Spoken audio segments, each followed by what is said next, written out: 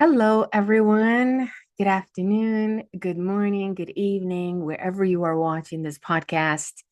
My name is Dr. Carla Ionescu, and welcome to the Goddess Project. For those of you that are new to the podcast, welcome. For those of you that have followed me both on YouTube or on Spotify or anywhere else where you listen to your favorite podcasts, thank you for joining me again. For those of you on YouTube, we are live in the chat right now. So please feel free to drop questions, comments, all that fun stuff. I love doing this. We did it last time for the Gorgons episode, and it was so much fun. So we're going to do it again today. So, hi and welcome. The Goddess Project podcast is a one woman show. And we go over things that I just want to talk about. So the overall theme is mostly goddesses and some gods, and history, ritual, anything that's sort of interesting or fascinating. One of my goals with the project, for those of you who are new with the Goddess Podcast, is to just talk about things using primary source, mostly primary source. So I will sometimes read primary source to you all, or certainly refer to primary source to you all. It's very important that we, as historians and as people who are interested in history or the ancient world, remember and read and understand and try to contextualize as best as we can the history of the old days. We are living in historic times, although one could say as a historian that we are always living in historic times. And as an ancient historian myself, so my PhD is in ancient history, there's this quote that I'm living through every day, right? Like history is doomed to repeat itself and historians are doomed to watch it. Sometimes I feel a bit like Cassandra, speaking into the void. I try my best not to scream into the void. And I hope that in doing this podcast, that kind of helps with the learning and the experience and the getting to know what people were like in the ancient world. For me, people in the ancient world were much more progressive, civilized. That's a weird word to say, but communal than we can ever imagine and than we are today. Okay. So I hope that if you've been listening to other episodes of season 1 and 2, we're now in season 3, that you're kind of starting to grasp that a little bit, or maybe you're starting to agree with me a little bit. It's been my fascination with the ancient world that has really led us here. So welcome, and thank you for joining me today and for listening to me today. I should also say that my podcasts are not edited, so sometimes I'm a total dork.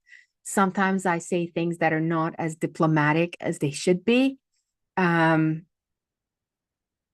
try my best to be as genuine and authentic as possible, also while understanding that the audience is varied and has multiple opinions, thoughts, and experiences. I do want to say that I am a safe space for everyone. However, that being said, I have been called a radical feminist and I wear that with pride. So take that as you like. Yeah,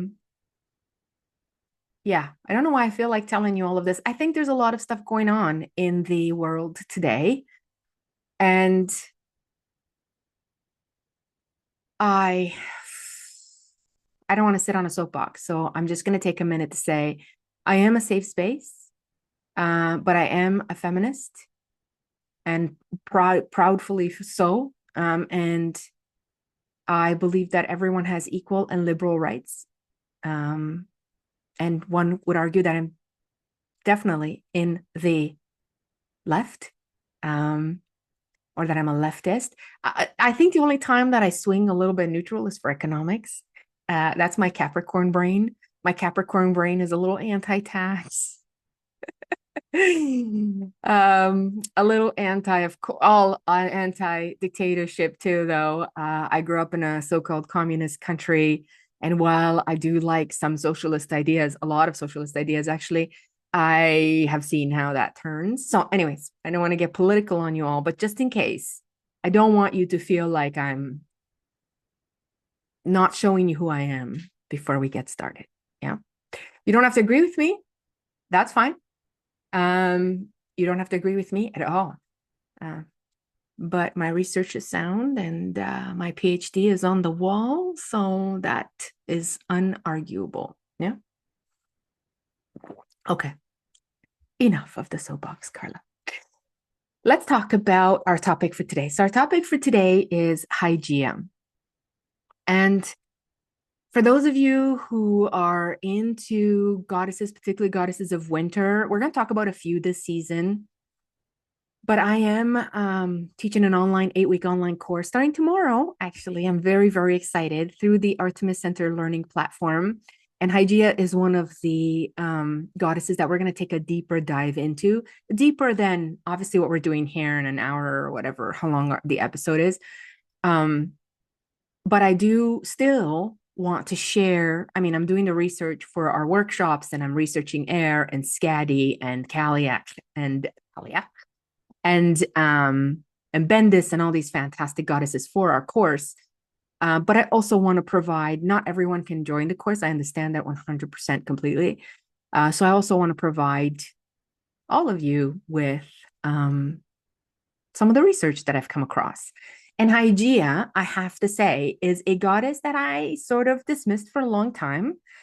Not dismissed, but sometimes there are so-called major gods certainly in the Greco-Roman pantheon, and then there are minor gods. And I think coming out of the academic institution, you have a mindset about who's the major and who's the minor, right? And what I've learned through my travels and hikes and being in museums and looking at artifacts, particularly artifacts are primary source in the sense that they are done in the time in which these gods, many of them anyways, are done in the time in which these gods were celebrated. And so they tell us something about the way that the artists and wherever it was, where the statue or the artifact was placed, would have understood this piece or would have accepted this piece, right? So for example, one of my pet peeves is that people sometimes send me artifacts or images of art that they think is Artemis, and she's got no shirt on and she's naked up top. And I always say, well, Artemis is in the context of the Hellenics certainly, and even the Romans, when she becomes Diana, she is almost never naked and certainly almost never showing her breast. There are a couple of artifacts that I think are genuine from that time that may have her a little bit more revealed. But Artemis is a goddess that wears short skirts, but certainly covers up her top.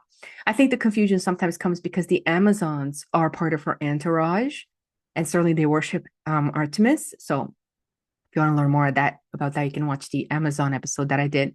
And they are often depicted, half breasts revealed, actually usually half breasts revealed, not both. The only goddess that's really depicted naked is always Aphrodite, unfortunately, for poor Aphrodite. In fact, I found the statue at the Istanbul Museum, one of the first statues I'd ever seen of Aphrodite, a Greek statue,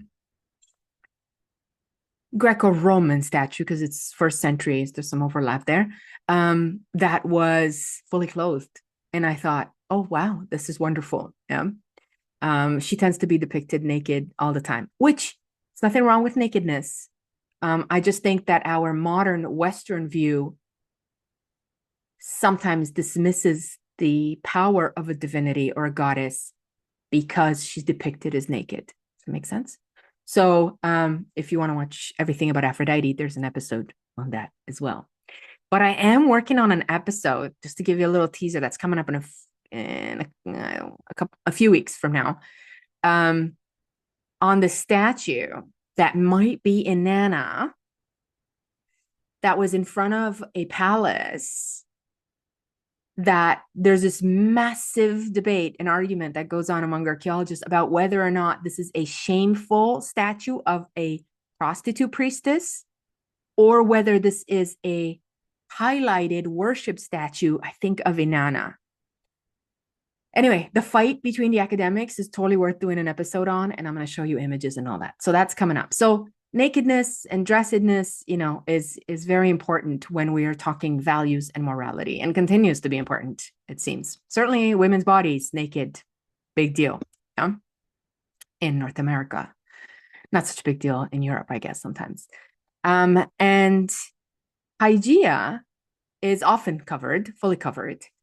And I hadn't really paid too much attention to her because she was always associated as the daughter of Asclepius. And so you think, And I hadn't been to as many Asclepions as I have. So I'm going to do a separate podcast episode on Asclepius and the incubation chambers, which were the dreaming chambers, which I think is fascinating. I think you guys are going to love it.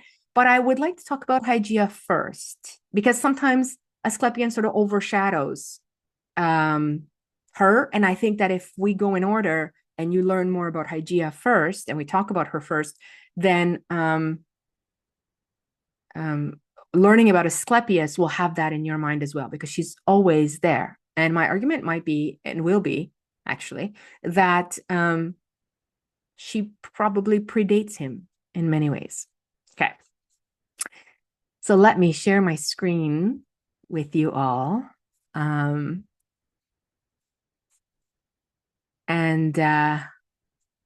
share some images. So the other thing that I enjoy doing, let me see if this allows me to be in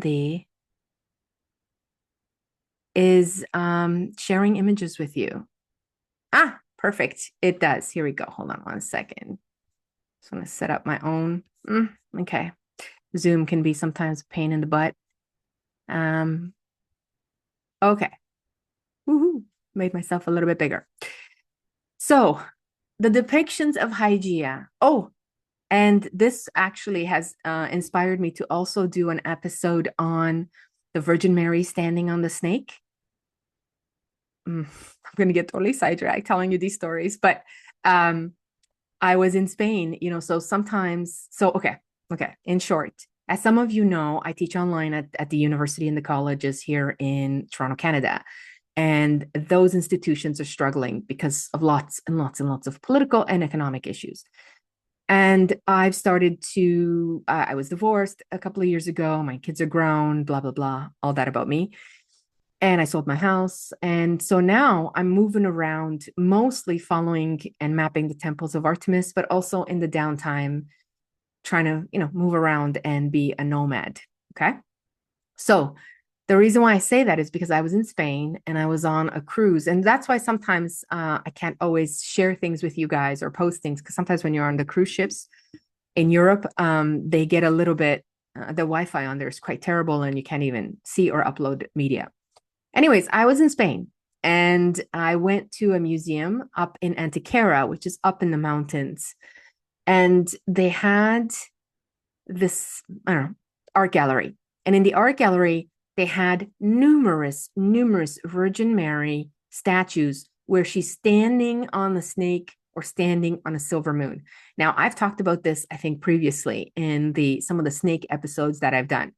But I think I've seen enough statues in art in just this one museum that we really need to analyze this particular trend that was happening. So the reason why that was triggered for me is because Hygeia is a goddess that is constantly with snakes, as is Asclepius. So if you're walking around the museum, next time you're walking around the museum and you see either a male with a snake or a woman with a snake wrapped around her body or wrapped around her arm, chances are very good that this is either Hygeia or Asclepius. Sometimes Apollo will have a snake as well. And some other philosophers might have a snake. But Hygeia in particular is associated with snakes in the form of healing. Okay, so normally, we've talked about Medusa, we've talked about Gorgons, we've talked about Enkidu, we've talked about a ton of snake goddesses because I love snake goddesses and because it's very important to me that women understand that we gain power from snakes. This is not something we should be fearing. This is something that we should be embracing.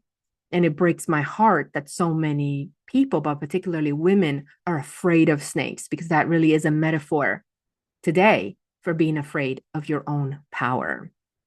And so Hygeia is a great example of snake power. And you can name lots and lots and lots of figures in history, women figures in history, who have snake relationships. And by that, I mean, not just that they have snakes as a pet, but they understand the deep symbolism of snakeology, if we can call it that. And Hygeia certainly understands it for the purpose of healing, rebirth, illumination, knowledge, all of the things that you think about when you think about Hygeia are things that things that are super, super important when we talk about snakeology. Okay, let's keep it at that. So let's talk a little bit about how she's revered. Revered. Her purpose usually is to embody her characteristics. I'm sorry, it's early in the morning. Are health, cleanliness, sanitation. And the Greek word hygeia really translates to health. Really, like, so where we have the word hygiene from. Okay. But it's more than health, it's about well-being. So she really is about holistic health, holistic cleanliness, and the prevention of illness. So not only does that tell us a lot about Hygeia, but it tells us about the Greeks. The Greeks themselves were very, very big on hygiene, on cleanliness, on cleansingness, on preventing illness. So they were very much about preventative medicine in many ways. Yeah. So we see her often depicted as a serene young woman, always or often accompanied by a large serpent. Sometimes the serpent is seen as drinking from a cup or a bowl of milk. So you can see that in this artifact here. She's holding the snake, and the snake is drinking from a cup of milk. And this combination of snake and milk is very much, again, this idea, this connection between women and nurturing and power, right? So the snake, so this is usually called the bowl of Hygeia, the bowl from which the snake drinks, or the chalice of Hygeia. So think about the symbolism of that. Women are biologically maternal nurturers. And by that, I mean that they provide milk for their young, like all mammals. And in fact, let's speak about all mammals provide milk for their young. Okay. So there's a nurturing in that. Okay. So milk has always been a nurturing symbol. We talk a lot about milk, actually, especially today, about whether or not we should drink dairy and how long we should drink dairy and blah, blah, blah, blah, blah. But certainly mother's milk or milk is one of the first things that mammals eat to survive. Snakes are not mammals and therefore do not have milk for their young. And yet, the symbolism of snakes, the power, the knowledge, the immortality, the skin shedding, and believe it or not, the cleansiness of snakes. Snakes are actually very, very clean animals. Number one, because they shed their skin. And so they're constantly sort of rejuvenating themselves. But they're very clean animals. I think that people often think about snakes like slimy because they're in the ground or they're slithering on the ground, or they think of snakes as like kind of gross or wet or moist. So if you've never touched a snake, maybe you can't appreciate this, but if you've touched snakes, or if you've ever had snakes or been around snakes, you know that they are very soft, very silky, and certainly very, very clean. Okay. So Hygeia is very important. She is venerated. Imagine she's carrying these two symbols of nurturing milk, life-giving milk, and the immortality, the cleanliness of the snake. And she's feeding the snake, which has also implications. Okay? So This symbolism permeates all facets of Greek society, and she is often venerated along her father, Asclepius, who is the god of medicine, healing sanctuaries, usually known as Asclepions or Asclepias. As we'll talk about in a future episode, these centers were centers for spiritual and physical well-being. So there's a connection for Asclepius and Hygeia between the health of our bodies and the health of our minds and the health of our spirits, right? So very, very deep symbolism. Again, so sometimes I say to myself, how could you have not talked about Hygeia before? Because as I was diving into this research, I was like, wow, again, another underrated goddess. And it's not just the goddess and it's not just the Greeks. I focus on the Greeks and the Romans and sometimes Europeans because that's my ancestry and I believe in representation. So I want to speak for the communities or the cultures that I think or I know I am traced from, like I can trace my own ancestry too. But clearly, some of you listening and many of you know that there are numerous representations similar to Hygia or similar to the Greek pantheon all over the world in all other cultures. And I encourage you to learn about all of those. We'll talk about a few at the end of this episode just to kind of bring them up. What are the other goddesses of healing in other cultures? But so when I talk about Hygeia and the Greeks, I want you to think about this more about her in a symbolic way. Almost like she's her Greek representation is a placeholder for really a global representation of the power of healing and nurturing. I hope that makes sense. Yeah. So, but also we have to acknowledge that the Greeks certainly had a deep-seated appreciation for the vital role that cleanliness and sanitation played in preventing disease. And this is actually something that the Europeans, when they went through the Dark Ages with Christianity, when Christianity came in, no one was allowed to read, books were pulled from school, education was no longer anything but the Bible. I mean, is it sounding familiar to some of my American friends? Like I said, historians are doomed to watch history repeat itself. So the Europeans who were advancing significantly intellectually and scientifically and in all the ways went into this were plummeted into this dark age by this new religion, by Christianity.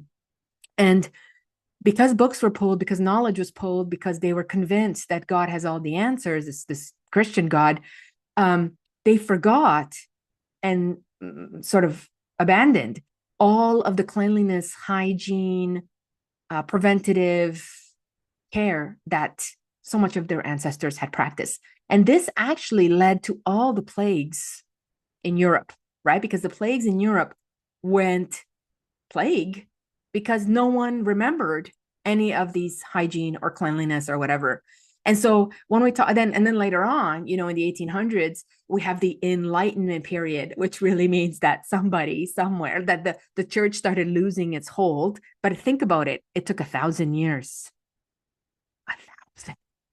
Kind of feels like how January feels like, right? 1,000 years. It took 1,000 years because the church had such a chokehold on Europe that it took 1,000 years for people to start breaking free. Because when you're in the dark, you don't know what you don't know. And so you think that all you know is what you know. Sorry, that doesn't make sense.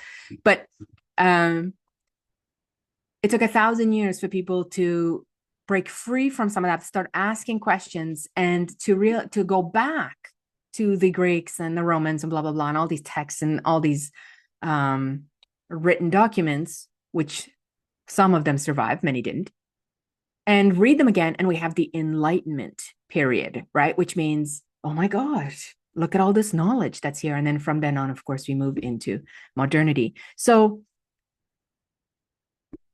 what was known about hygiene, what was practiced around the culture of Hygeia was lost to time.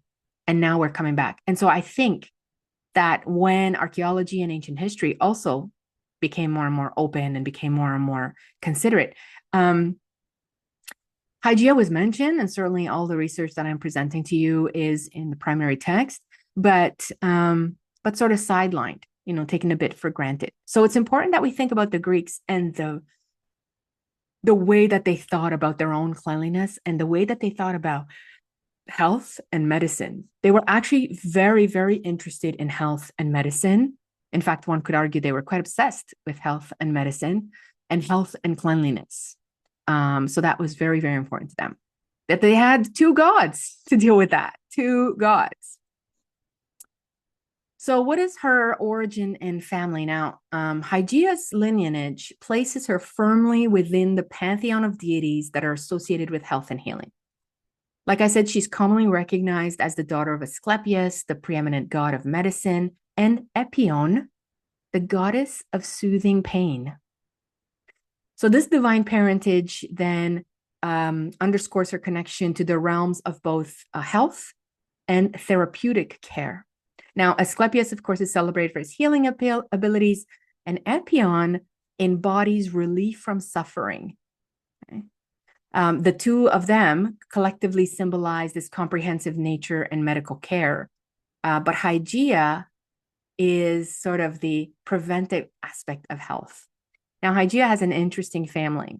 Okay, so Panacea, the goddess of universal remedy, okay, the cure-all, is one of her sisters. Okay, so Panacea reflects the ancient pursuit of a singular solution to ailments. And we still use the word panacea today. Isn't that fascinating? Iaso is another sister. So Iaso represents recovery from illness, particularly highlighting that journey back to health. Okay? So Iaso is one of her sisters. Accesso is the actual healing process. So this is the act of healing, which involves sometimes treatments of restoring health. And Aglia or Agli, who is the goddess of beauty and splendor. And Aglia is associated with the beauty that emanates from true physical health, right? So when someone says to you, you look really healthy, that would be the glow of Aglia. Yeah. So those are her four sisters. Okay. So 5 sisters altogether, including Hygeia. And Hygeia also has a brother. So her brother's name is Telesphorus, and he is associated with convalescence and the completing of the healing process. He is often depicted as a small dwarf cloaked in a hooded garment. And he really represents the end stage of recovery, sort of the when you go in and they tell you everything's good, you're good, check mark, good, excellent. And sometimes he's depicted alongside Hygeia in various different artistic representation, which really emphasizes that continuum between preventative care and recovery. Yeah. And sometimes Asclepius is in the middle there. So Hygeia is really about preventative care, really about taking care of yourself. Now think about this entire divine family. So mother, father, 5 sisters, and 1 son. It's a family that embodies the holistic approach to health. So prevention, treatment, recovery, and overall well-being, as well as the glow of well-being. And their interconnected roles highlight the multifaceted nature of healthcare in the ancient Greek society. Okay, especially focusing, of course, with curing an illness. So the snake certainly is part of that curing. But as you can see, there's a lot of weight on the healing and the recovery process. Yeah. And the entire family was revered. So at the Asclepions, they're all represented, and they're all called upon to help to heal. And so a fascinating story about this kind of healing family. Oh, so this is my image of the brothers and of the brother and her sisters. Yeah. So Panacea, Iaso, Accesso, Aglia, and Telesphorus. Okay. I jumped a little bit ahead of myself there. So let's talk about symbolism.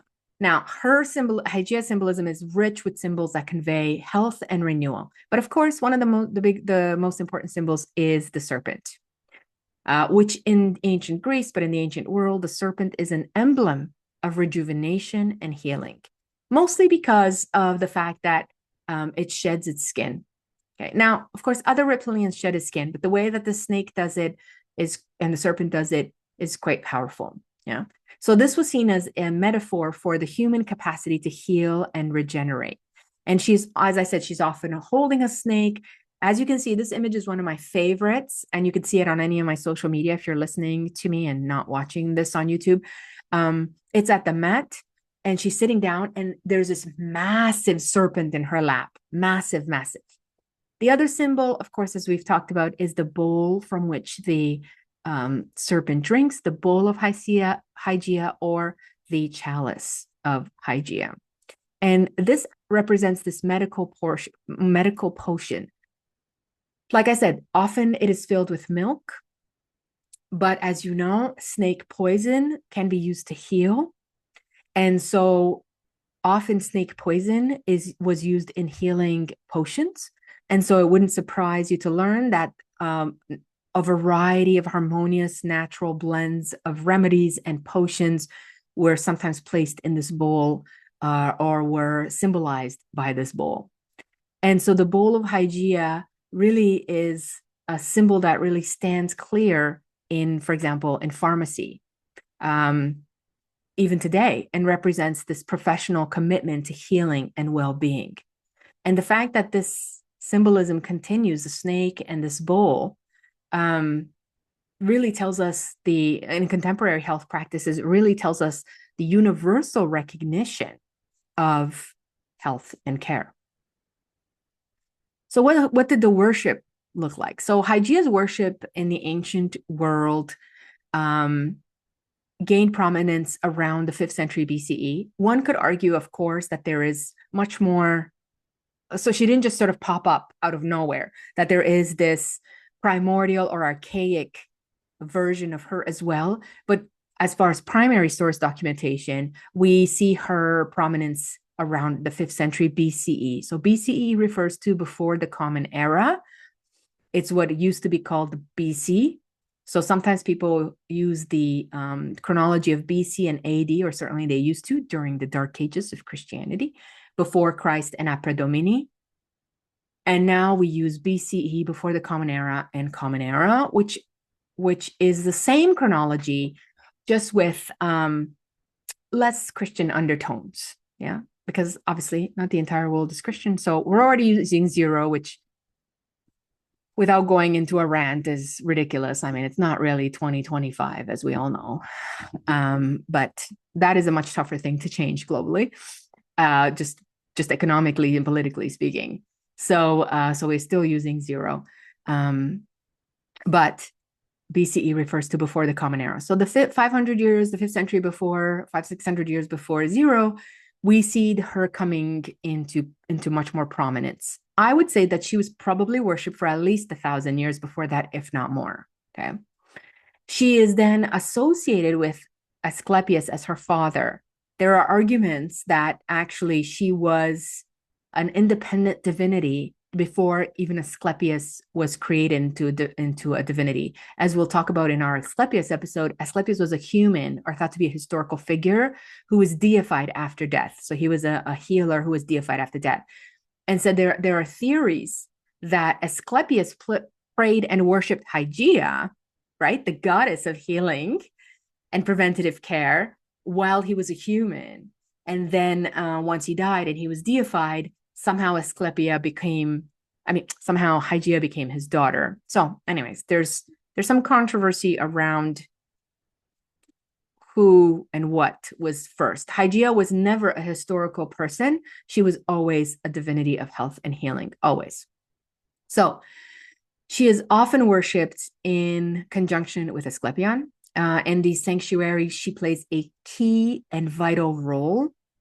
Many of the rituals, the healing rituals to Hygeia, include offerings, prayers, sacrifices. Often they're in conjunction for the two of them. But most of these prayers and votive offerings are in the hopes that the gods, Asclepius and Hygeia, will help cure them of their sickness or sometimes maintain their health.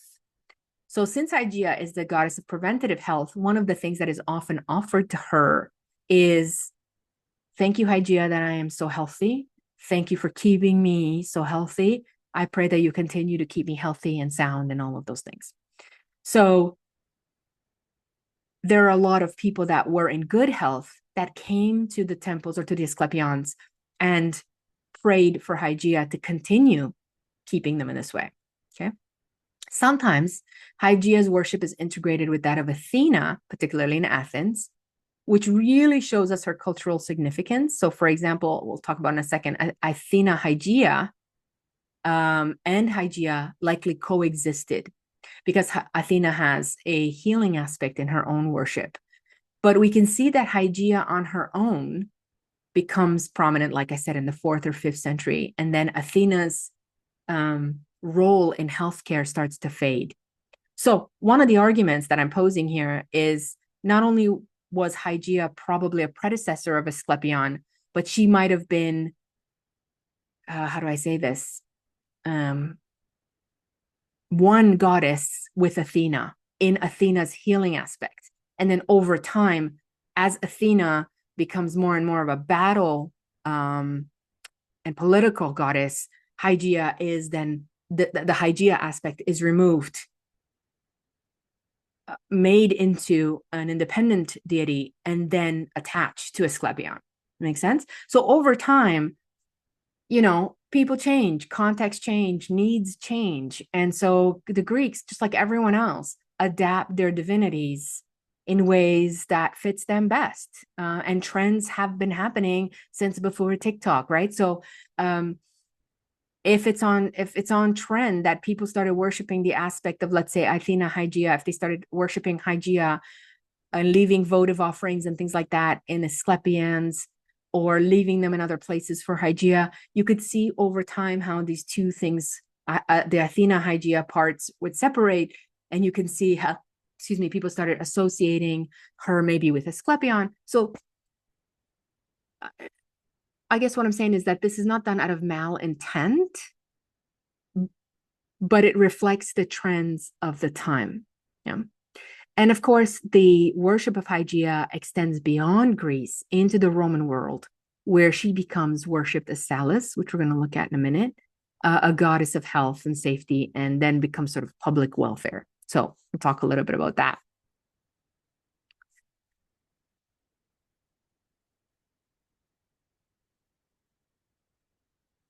One of the things that's really actually fascinating is, let me just see if I have, yeah, okay.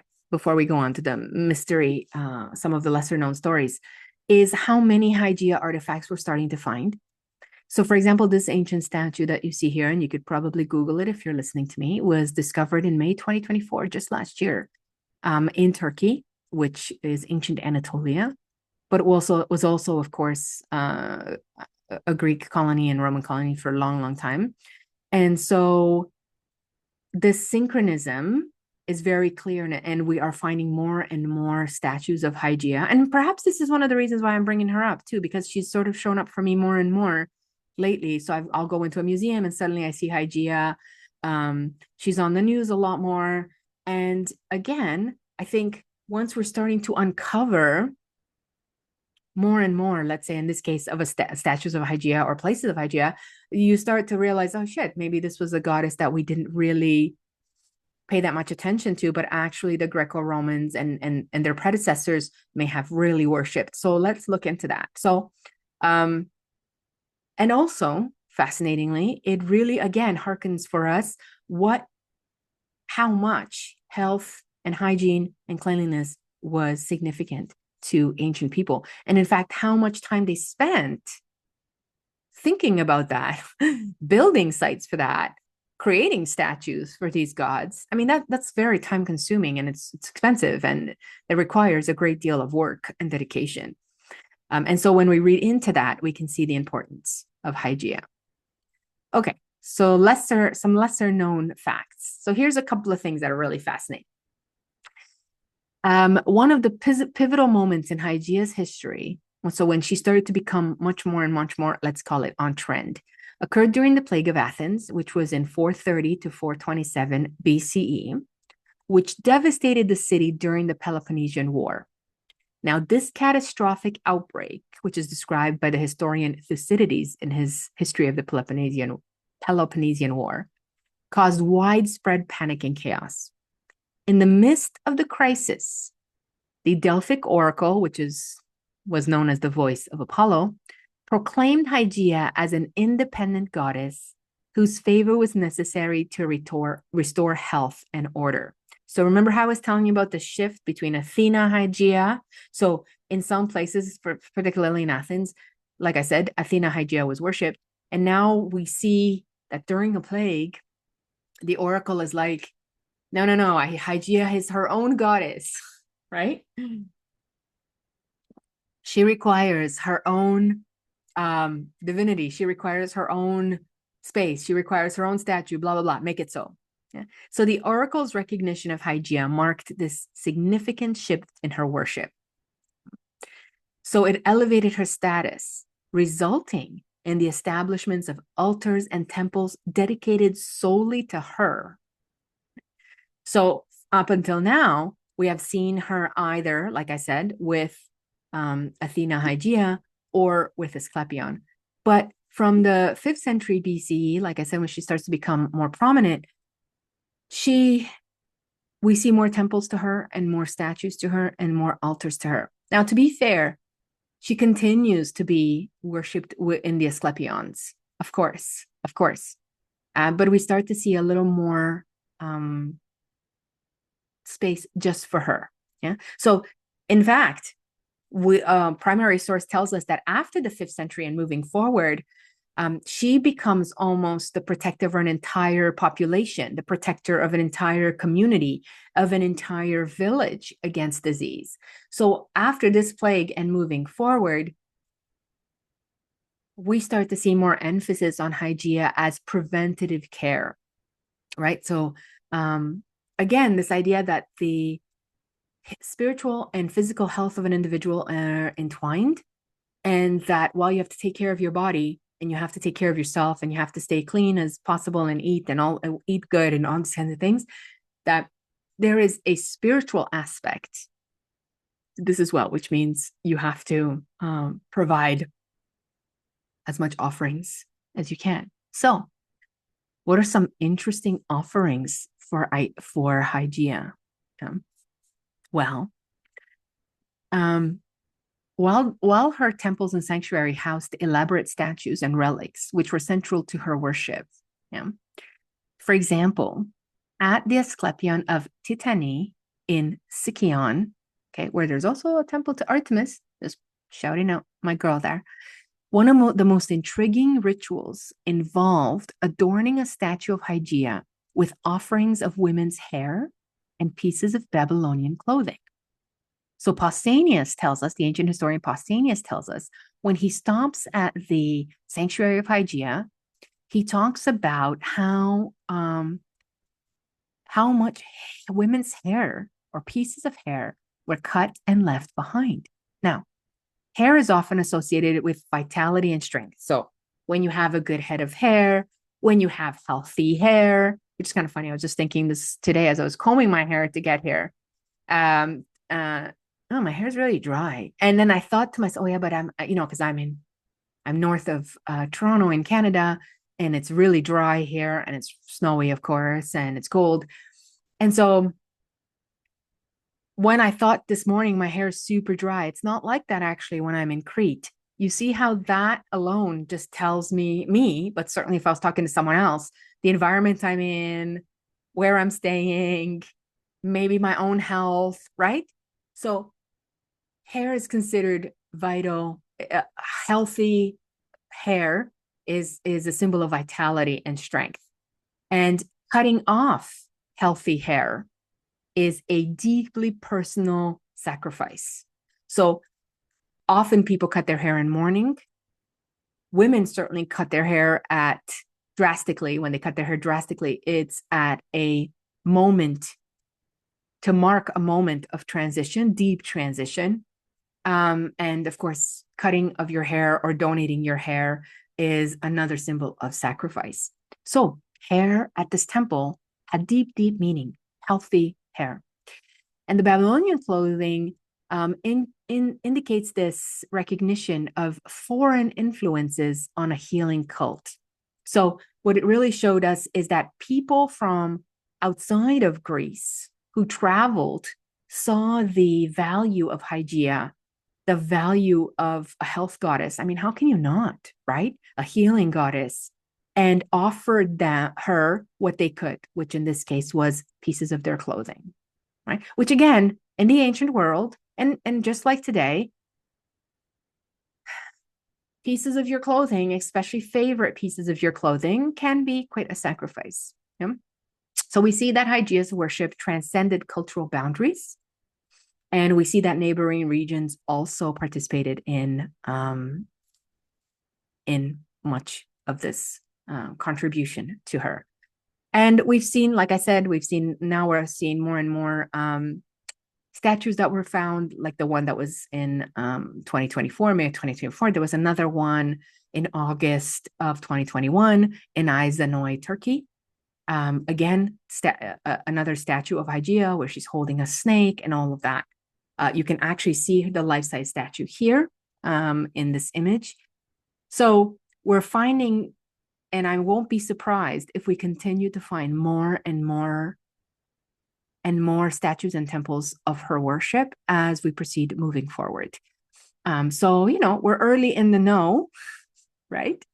But you won't be surprised that any culture holds in high esteem a healing goddess. So this timeless relevance as a symbol of health and renewal. Not to be outdone, of course, when the Romans arrived, they also really loved the healing goddess. Romans were also very obsessed with cleanliness, with bathing, with hygiene. They understood and learned from the cultures that they colonized the value of cleanliness, the value of healing, the value of health. So they took Hygeia, as they took much of the Greek pantheon and other pantheons of the places they colonized. And they transformed her into Salus, sometimes referred to as Salus Soteira. So Soteira in Greek means savior. And Salus's name literally translates to salvation or welfare. Okay. So they rebranded Hygeia into a savior. So imagine Salus Soteira is really this idea of salvation savior.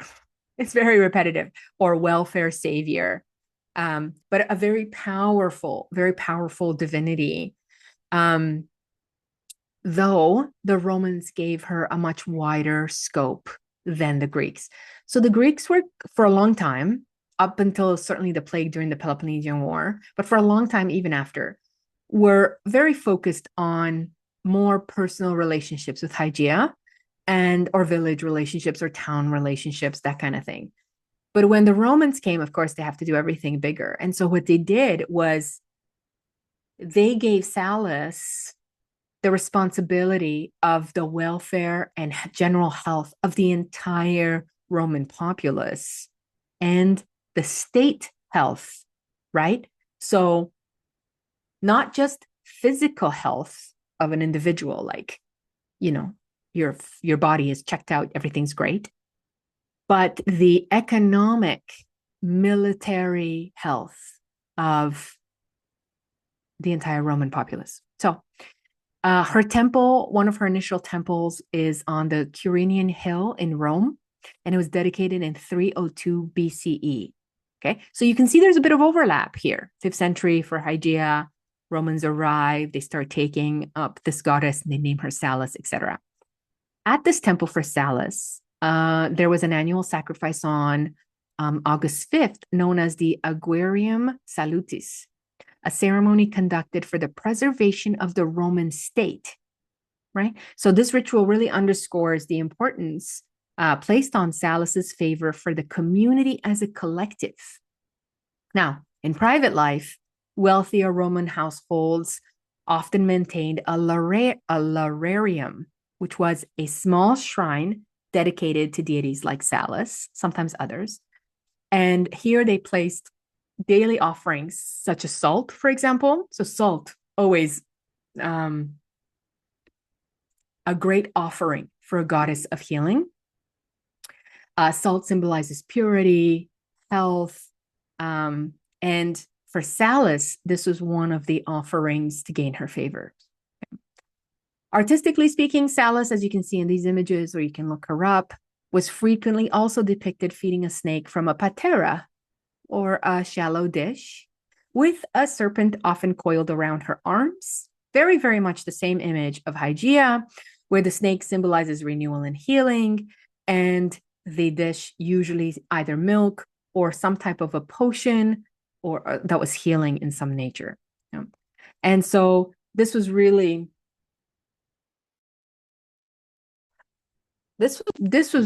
the final, I want to say, adaptation of a healing goddess, in the sense that Salus was the last goddess to be represented with snakes in a healing positive form. Once the Roman Empire collapsed, Salus Soteria, of course, is destroyed, and snakes become symbols of negativity, fear, poison in a negative way, the devil, demons, blah, blah, blah, blah, blah. All of it, of course, propaganda. Again, when you are not learned, when you are not able to read, when you don't have access to books, and when you believe deeply, you commit yourself to one authority, well, you're easily manipulated and lied to. You become a pawn in a game. And so Europeans, certainly Western Europeans, but Eastern Europeans as well, and all over the Mediterranean, lost touch with their knowledge of healing. And some of the women that practiced healing, because women always practice healing, hid that knowledge, and it was orally shared and behind closed doors. But of course, you know that in the 12th, 13th, 14th centuries in Europe, we have the witch hunts. Again, that is due to the ignorance and hysteria of a population that has been in the dark for so long that they do not remember their own ancestry, their own power, their own healing, and are easily manipulated into acts of violence and murder over a snake, you know. Anyways, so Salus was very powerful for the Romans and very important for the Romans, but then is dismissed in the face of the Roman conversion to Christianity. And I don't think I spoke enough about Athena as a healer, but I wanted to just mention that here, because I think Athena is someone that everyone is more comfortable with, and also because Athena keeps coming up. I haven't done a podcast on Athena, I think, because it might be too personal and powerful, in the sense of I might be going on some of these small rants, and I can't tell whether you like these small rants or not. But I have her on my list. So Athena, not only Athena Hygeia, I mean, Athena Hygeia, as we've talked about, was one of her characteristics, but it was very small in many ways. By that, I mean, there are, in Athens, she's celebrated, in a couple of places she's celebrated as the healer, as Athena Hygeia. But Athena and snakes, and Athena as snakes in a positive ways, is predates sort of Greek, the classical period, predates the period when she becomes much more warfare, battle, blah, blah, blah, justice, all those kinds of things. Okay. So Athena had always been a goddess of wisdom, a goddess of crafts, and a goddess of healing and protection, primordially speaking. Okay. Even before perhaps she was named Athena. And we know her mother is Metis, right? And we know that she wears Medusa. So Athena and Metis and Medusa are often three symbols of wisdom, protection, Metis protection, and healing. Medusa protection and healing for Metis. So Athena has always worn a serpent, and she continually wears Medusa on her chest. And there's lots of overlaps here. And I've given you some images, but you can easily recognize Athena anywhere, whether she's wearing a shield or helmet or not, because she is always wearing the serpent on her body, or she has a snake scaled aegis, or like a cover, as you can see in some of these images. So she is always, always, always associated, and has always been associated with healing and protection. And then over time, she becomes more and more military. She's given the shield and the helmet. And I don't want to take away from her military aspect, because I think there's a lot that we can talk about. Why did the Greeks choose a warrior goddess? That's a deep dive. Why did they not choose Ares? He was there. And they actually repeatedly don't choose Ares, to be honest. Ares, okay, he has a couple of temples, but he's not as worshipped and celebrated as he would be today. And when we live in a mostly global military space, if we had pantheons, if we weren't still under biblical patriarchy, if we had a pantheon of gods and Ares was one of them, certainly, I think, and you can disagree, but I think that Ares would have had much more temples, much more worship today. Now, the Greeks and the Romans fought all the time. War for the Romans especially was a way of life, literally for some of them, a way of life, a way that they became successful. And yet they love Minerva. So Minerva is Athena for the Romans. And Jupiter, Minerva, and Juno, which is Zeus, Athena, and Hera, are their holy and highest trinity. So Ares, which is Mars, has more space in Roman worship than he did in the Greeks. But still, Athena, Minerva is their highest in their trinity. Okay, so it's important that we ask ourselves why. It's important that we look at the ancients and read through the lines, or between the lines. Look at their depictions. Look at what they invested their money in. Look at and try to understand why would that be. And I think, of course, Athena had been such a powerful divinity pre-Greek establishment of the pantheon, continued to be a powerful divinity, especially in her adaptation with war, through the Greek pantheon. And then by the time the Romans arrived, they really loved this military goddess that they renamed Minerva and sort of adjusted her worship as well. So I do think that an episode on Athena is in the works. It's a lot. It's a lot. And I don't know how I feel about her, although I'm warming up to her more. In our fall course that I taught in the fall, Redeeming the Goddess, it was an 8-week course as well. We picked 6 goddesses, just like we are for the winter, and we focused on their redeeming qualities, and Athena was one of them. And that was actually a really powerful gathering when we had, so every Saturday we gather for 2 hours, and we do a lecture, and we do a conversation, and we do a deep dive and a meditation and some activities in which we share in the circle. And I ran one, Cornelia is my teaching partner, ran one on Athena. And I thought it would be troublesome because I thought, oh my God, Athena, I got it. Okay, I can present on Athena, of course, and the research is there. But what does the deep dive going to look like? And the women in the workshop, in the course, had such deep connections with Athena, as with the other six goddesses, because I think the way that we work them into the course is important, because it's very important that we think about them, we embody them, we share in their rituals. And so I was I was encouraged to think of Athena in this healing way, because it really healed some of the women that were in the course, right? Which is another reason why I love doing these courses with the six goddesses, because you never know which one of them is going to speak to you.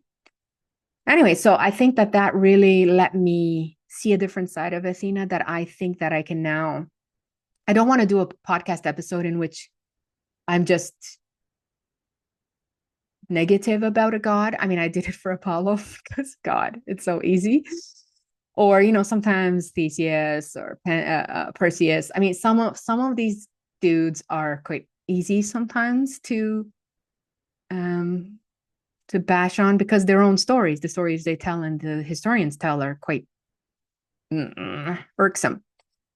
But Athena's not like that, Athena is not like that. And I want to be, again, as genuine and authentic in my own feelings and my own bias. I mean, obviously I have my own bias, but also I want to give you as fair of a depiction of her. And I guess I just, yeah, I guess I just wasn't really ready to go to dive into her. But I've seen her now in a bit of a different light that I think could really be important. And her healing aspect is one of them. So other goddesses associated with healing. So I'm going to close with mentioning 4 goddesses, that there are a ton of goddesses associated with healing. But these goddesses that I'm picking, these 4, are associated with snakes and healing, right? So we can see this pattern that is in the, as Jung would say, in the collective unconscious, that we recognize the importance of snake healing deep, deep down in our souls, let's say, in our unconscious, some would say. We recognize when we see a goddess holding a snake, or a god holding a snake, to me, the first thing that comes to mind is healing. To some of you, the first thing that might come to mind is fear, in which case you must ask yourself, why? What kind of programming have I received in which forces me to be triggered in a negative way by snake imagery? So the first one is the Minoan snake goddess. So actually, this also opens the door for me to tell you that our next episode is going to be with Laura Perry. It's going to be a goddess talks, and we talked so much about Minoan culture. Oh, I'm so excited. I absolutely love this talk, and it's going to come in 2 weeks. It's our next episode, and I'll give you more information, leading up to it. But the Minoans worshipped a snake goddess, and in fact, we are familiar with the snake goddess that holds her snakes, on either side. But when you go to Crete, or when you go to the Heraclean Museum, you will see numerous goddesses that hold snakes. So lots and lots of figures that are women holding snakes. And the snake in Minoan culture is almost always symbolically associated with the renewal of life. Again, this idea of shedding skin. But also in Minoan tradition, the snake is known as the protector of the house, which then, of course, goes on to be picked up by the Mycenaeans and then the Greeks, etc. Another goddess, as you see here, is Renenutet, which is in Egyptian mythology. Renenutet is a snake goddess associated with nourishment and fertility. She's often depicted as a cobra, and of course is believed to have nurturing qualities. Now, one of the fascinating things about the cobra is its connection, of course, to Buddhism and the story of once the Buddha was enlightened, how the cobra came up behind him and protected him from the rain, or the tsunami, I think it was. So again, it's not just female divinities that are associated with snakes in a positive ways, but even someone as recently as the Buddha, right? So Buddha, 2000 years ago, etc. One of the ways in which he was recognized as an enlightened miracle worker was because the snake, in this case, the cobra, was protecting him, right? We then, on that side, have Manasa, who is a Hindu goddess of snakes, worshipped primarily in Bengal and northeastern India. And some of you may be more familiar with Manasa. If you are, please feel free to share. Actually, please feel free to share any other snake goddess or snake god that comes to mind.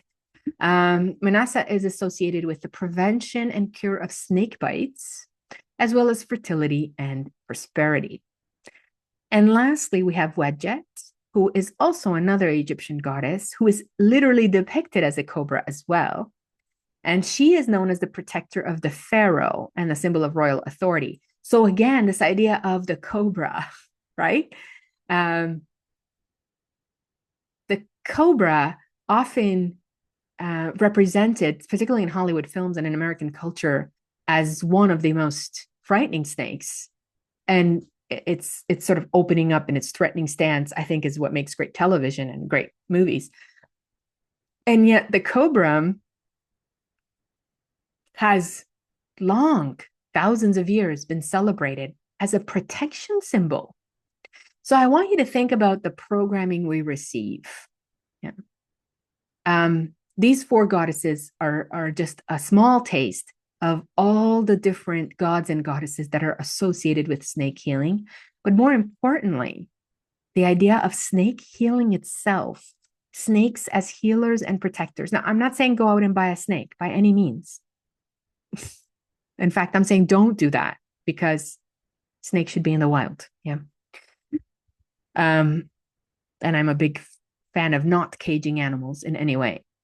But I just want you to think about, especially if you have a fear of snakes, where that programming comes from. Even if a snake never bit you or a snake never did anything to you, some people are afraid of snakes and they don't know where, right? They have this phobia, and or they have these ideas about snakes. And so I just want you to think about how, because I think it's a great example of how programming shows up for us, right? Unintentional programming or observational programming, which means you just watch something or you've seen something or you've heard people talk about it, right? So it's not like someone came up to you and went, snakes are bad, make sure that you never go near, and yet people have this fear of snakes. And I think this is a great example of how we have been manipulated into certain beliefs and certain fears. Okay. So that is what I've got for you guys today. Thank you for listening to me. I am filming an after the podcast episode after this, and I want to encourage you to watch the after the podcast episodes for two reasons. Number one, because in doing so, you support my mapping project and the Artemis project. So you can find the after the podcast episodes on Patreon. You can have a membership on Patreon and see all of them, or you can even purchase them individually for $5. You also have access to them if you are a member, a subscription member on YouTube. So if you go on my channel and you look at membership, it's the same membership as for Patreon. So it's, I don't know why there's so many subscriptions on every site, blah, blah, blah. So what I've decided to do is make them all similar and provide similar content, whether you want to be on Patreon or you want to be on YouTube or wherever you want to support this podcast. And so I do these as a little fundraiser for the mapping and the mapping project. And, it takes a lot of time and money to do some of the work that I'm doing. So again, I like to provide you with free access to things because I believe in that. That is a true passion of mine, true access to learning. But things like some of the courses and these short after the podcast, which are about half an hour, are just ways for me to offer something and in the hopes that, how do I say this? I was going to say, in the hopes that you value my work, but I think you value my work either way. Yeah. My PhD is in ancient history, my friends. I'm not the best marketer. But if you would like to join me for after the podcast, please do so either through the membership on YouTube or on Patreon. We're going to talk about the Hygeia Snake Festival in Kefalonia. And I find this festival fascinating because it's in the Greek Orthodox Church. So the Greek Orthodox Church denotes the serpent as the devil in the Bible, in the Christian Bible, well, Judeo-Christian Bible, not the Judeo-Christian Muslim Bible, or sacred text. Sorry, Muslims have the Quran. From Genesis, from the story of Genesis. And yet, in this church and in this town in Greece, Kefalonia, they await the return of the serpent, and I'll show you images and tell you about this ritual. It's fascinating to me. And the symbolism of the serpent and the Virgin Mary here is just, right? Like I feel like, so it's in August, and I would really love to go and be a part of it this summer. Okay. In fact, there's a few things in Greece I'd love to go be a part of. And again, your funding helps with that. I want to film it and share it, right? Because it just blows my mind. I have to see this for myself. It just blows my mind. So we're going to talk about that in after the podcast, if you'd like to join us. If not, I want to thank you so much for joining me. And I hope that you've enjoyed this episode. In 2 weeks, we're going to do a Goddess Talks with Laura Perry. I'm so excited. I've had this moment with Dionysus, with bulls. As you know, Crete is one of my favorite places on earth. Laura Perry is a researcher. She's not an academic in the sense that she doesn't have her PhD, but she's a researcher, and she's the founder of Ariadne's Tribe, which is this fantastic space for research and ritual worship of Minoan culture. And they've collected, they have a library of sources. And Laura Perry is a specialist in Minoan culture, and one of the first people that I go to outside of academia, because her dedication is not just research-based, but it's also passion-based. And I love talking to her. Anyway, so I went to her and we had a whole conversation that was so cool. And so I hope that you will join us in 2 weeks for that. Very, very excited to share that interview with you all. And then, of course, we've got further episodes coming up, as I mentioned at the beginning. So thank you so much for joining me. I hope you have a fantastic weekend. Please feel free to share this podcast, to like it, to comment, to follow me on Artemis Expert anywhere on social media.